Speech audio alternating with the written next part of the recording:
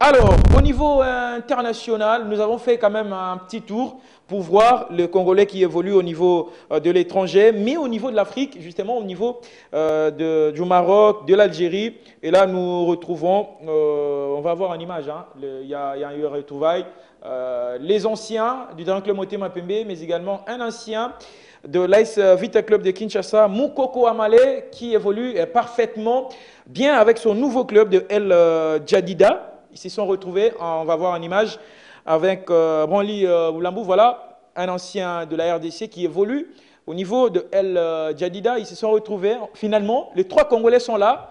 Il y a Moukoko Amale et puis Nelson. Et puis, également, le jeune qui a été avec l'équipe nationale, il s'appelle Isonga, Ifusa.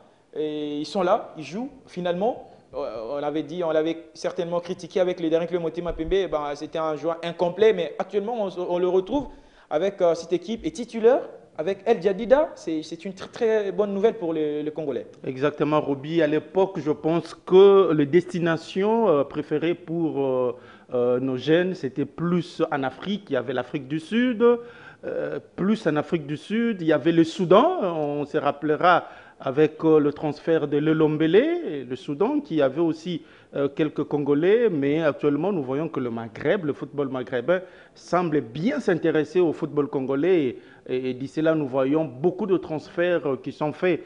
Et actuellement, nous avons vu avec, récemment avec le jeune Deo Kanda. Il y a aussi Francis Kazadi Kassengou, oui. Et voilà, et tant d'autres. Donc, j'espère que c'est un terrain qui sera favorable aux joueurs locaux congolais qui vont vers le championnat et plus actuellement au niveau du Maghreb, au niveau du Maroc. Parce que si au niveau européen, il y a eu quand même beaucoup de joueurs qui ne sont pas vraiment au travail, ils n'ont pas beaucoup de temps de jeu. On peut espérer récupérer les fils comme Coco Amalé parce que actuellement il y a Issama Peko qui a énormément boité avec l'équipe de la RDC. On peut récupérer Moukoko Amalé finalement. Roby, il y a quelque chose qui me fait toujours très mal en tant que supporter de Léopard, notre élimination à la dernière Coupe du Monde et surtout avec cette défaite contre la Tunisie, Oui. chez nous ici au Stade de Marseille.